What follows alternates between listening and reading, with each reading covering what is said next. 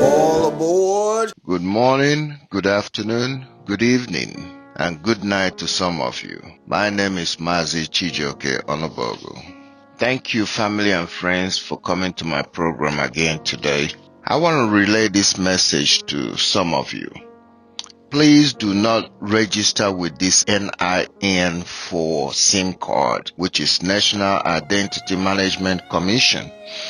Do not register your phone with NIN. All they're gonna do is track you. Please do not register your phone with NIN. In future, I'm gonna find a way that I can relate to you that you can get some overseas number to your phone. Maybe you could have your WhatsApp and every other thing connected to overseas phone line. That way you will be safe. I'm working on that, then I'll pass that information to you. Secondly, everybody now is rushing to constitutional review because of the 30th that's coming up, 30th of May, which is Biafra Day. Everybody is rushing for reform of the Constitution, and they're having public hearings here and there. They started late. This is something that they could have done years back. But now they see that the agitation has gone to a new level now. And they are scared. Everybody is scared.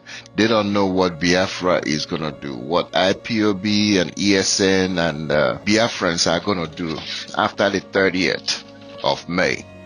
So everybody now is trying to rush, all the regions now is trying to rush to review the Constitution, and they're having a public hearing how to reform the Constitution. Well, I can tell you, we don't know what is going to happen. We hope nothing happens. We hope that they review that Constitution and arrive at getting us referendum.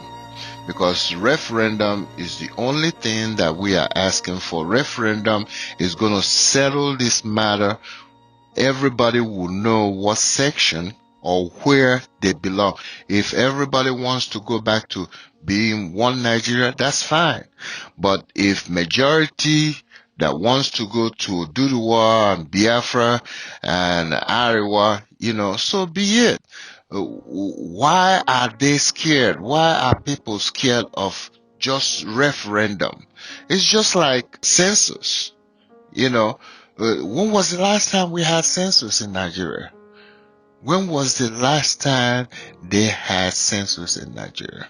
They come up with that we are 200 plus million. When was the last time they had census? We don't know how many we are. So having a referendum will give us, it's a sort of census. We will know how many we are, and we will know who is going where, if everybody's going to be one Nigeria or Biafra or Duduwa, Middle Belt or Ariwa. It's just short and simple. If they don't do these things, the agitation is going to take a different dimension. It's going to take a different dimension. We don't know what it's going to look like after the 30th, but let me remind everybody again. 30th is Biafra Day. We're supposed to commemorate remembrance of those heroes and heroes that died during the war. Even people are still dying now.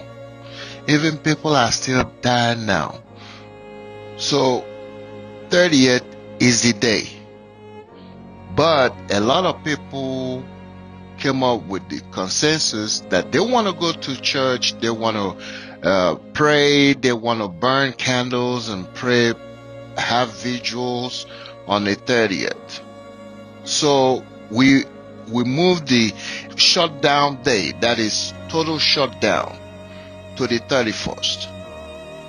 So it's going to be a partial shutdown on Sunday, which is the 30th.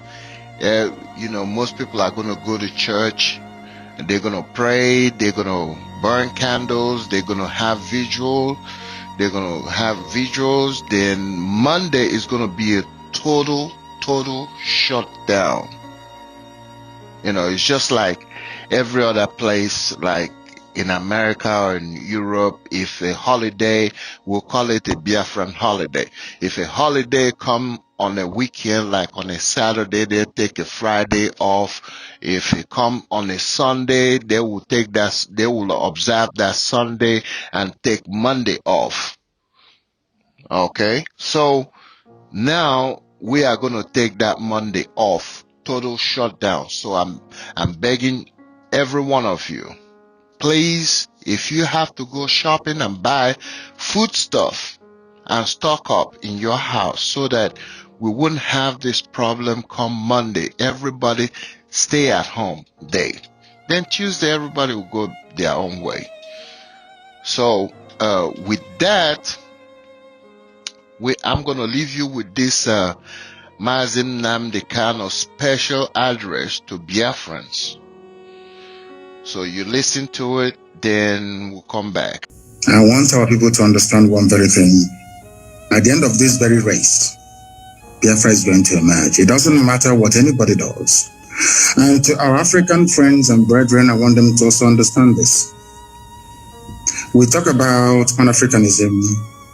Pan-Africanism cannot take off without Biafra, because we do need a genuinely free country in Africa to be able to drive that very critical and important initiative. We are seeking to build a country that God Almighty in heaven will be very proud of. And though the Janjaweed, the Fulani Caliphate, have sent their armies of conquest into our land, that this very day, we don't even know if those who are killing us are doing so on behalf of the Nigerian state or they're doing it on behalf of the Islamic Caliphate. Because as we well know, ISIS is now in Niger State. Very soon they'll be in Kogi, and then from Kogi they'll come into Anambra, and the real war will begin. Remember, very many years ago, I told you one very critical point for you to bear in mind at all times. So basically to guide you in all your deliberations and your thinking about Biafra. They are going to kill us, that is true. But that is not going to stop Biafra from coming. We are going to do all we can to defend our land and to defend our people. The whole world may appear to be against us, but we have done nothing wrong. That is the most frightening thing about this whole thing. If you ask the world, what did Biafra do wrong to you? Nobody can tell. Nobody can actually explain to you properly. Because they want a world where very illiterate nomadic set of people will be in charge of governance, where you have refineries and they're no longer working, where you produce oil and gas but still import kerosene and fuel for your cars, where they want to impoverish the people. For those who may not be acquainted, or should I say familiar with the book that one of our very good friends wrote in years gone by, Walter Rodney. He was at Dar es Salaam University where he was assassinated by the CIA very many years ago. Walter Rodney wrote a very compelling book called How Europe Underdeveloped Africa. What we are witnessing today is precisely what he was trying to explain to us. If you allow yourselves to be taken over by greed, by self-preservation and the trappings that you find in North America and in Europe and in Far East Asia, you will never ever develop your land. We are fighting for Biafra that we may restore our lost dignity. We are fighting for Biafra that black people all over the world may be set free at last. We are fighting for Biafra not that we may have or commence the building of a large empire, not at all. We are asking for a Biafra where we can live and die with a semblance of dignity. Because right now people are dying, but there isn't any dignity. We must stand very tall and very strong, resist our enemies. That thing that we are thinking now that is impossible to accomplish very soon, you will say it. We must remain resilient. We must remain devoted. We must remain unflappable. We are not going to retreat, not one iota. If at the end of this race there is only one Biafran man and one Biafran woman left, may they continue to expand. They killed us, 5 million of us, after the war. After the war in 1970, we had lost 5 million people. But there we are still the largest ethnic bloc anywhere in the entire Nigeria. Because God is faithful. And at this very critical time, this very Elohim that we worship is not going to abandon us. I'm not saying we're going to fold our hands in prayer and fasting alone. No, we are going to do what we have to do to ensure the survival of our race. An attempt has been made in the past to exterminate us. The British supported the killing and the mass slaughter of Biafrans because of crude oil and gas. That Ojukwu told Harold Wilson, we cannot give to you. This resource belongs to the people, and that was the end of it. And he said, because of that, we're going to kill you. And sadly, Britain is still doing something till this very day. A supposedly civilized and advanced country, aiding and abating the slaughter of an indigenous population because of oil and gas. Therefore, I'm asking all of you to remain very resolute, to remain very strong. Do not allow yourself to become distracted. We have almost won. As Dr. Pasanga said here a short while ago, we have awoken the consciousness of not just ethnic nationalities within Nigeria, but the entire African continent as a whole. We have won the debate. Now is the time for us to restore Biafra. And once that is done, believe you me, everybody will come to Biafra and to pay homage. Or should I say pilgrimage in this case. So we are winning. Many are dying, I know that to be true. A few days ago, we lost the mother of our very, very formidable barrister, Okorafo. But that's not going to stop us. Because I know that they will kill us, we will kill them in the end. Biafra will come. And Biafra is very, very close. I want our people to develop the mindset of the Afghans. Never say die. There were a group of people called the Mau Mau in Kenya. There were a group of people called the Kumeko in our land. These are the two people that fought the British to a standstill. Go and ask anywhere. And the remnants, of course, of Benin Kingdom, we must acknowledge them because they also fought very gallantly as well. We did not fight because we didn't like the Bible that the white man brought to us or the whiskey that accompanied it. We fought because we are free people. The time has come for us to restore the kingdom of heaven upon the face of this earth. The time has come for Biafra to be reestablished.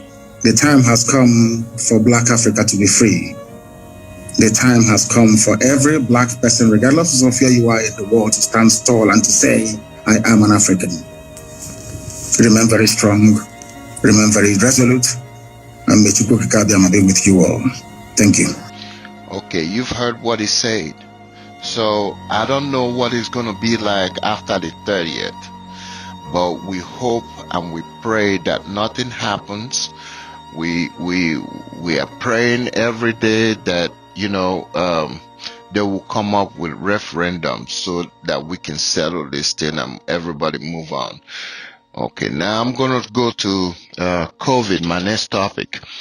COVID is still there. It's still raging. People are dying from COVID. People are dying from COVID. Still wear your mask and wash your hands regularly. Wash your hands regularly. Wear your mask when you are out in the public. I see a lot of people, a lot of videos showcasing in Nigeria. Nobody wears their mask. Like they were showing those people having constitutional review, when they are up there, they have their mask on. But what about the general public? What about the general public? Nobody wears their mask. And I wonder if they do wash their hands. But please, Please, you see how those people that are on the top, the politicians and all that, they taking care of themselves, they wearing their mask, I guess they're washing their hands, they're using hand sanitizer. Please, the public, you need to do the same. You need to do the same. You may not have the money to purchase hand sanitizer, but soap and water will do. Soap and water will do. Mask, you can make mask yourself with some cloth. You can make masks yourself. Wear them, and if you're opportune to take the vaccine, please do. But I don't know what kind of vaccine they have there. Do your home remedy. The steam bath, that is to cover your face with steam, breathe in and out, to help your immune system, to help you breathe better. You can do that. Then, we just pray that everything will be fine. Hopefully, I'm keeping my fingers crossed. COVID will not last further than this year, no longer than this year. We hope that before the end of this year, COVID will go its way. Well, that's our prayers. I'm going to go to my next topic, which is men. Men, please, prostrate. Prostrate is the same thing. Prostrate is real. I had a friend that died last week from prostrate cancer because he left it. He didn't want to tell anybody about what the problem that he was having until it metastasized and it became cancerous. And by the time he confronted, he let the doctors know about it and everything, it was too late. The cancer was advanced. They couldn't save him. He was gone. So please, I'm begging you, men, take care of yourself. There are symptoms that there's no way you can miss it. When you start going using the bathroom, regularly using the bathroom, there's something wrong. Go see a doctor. Go see your urologist, or go see a doctor that will refer you to a urologist. Any doctor will do. Try and help yourself. If you catch this thing early enough, maybe you could eradicate it with medication. Will help you. Some medications out there that will help you.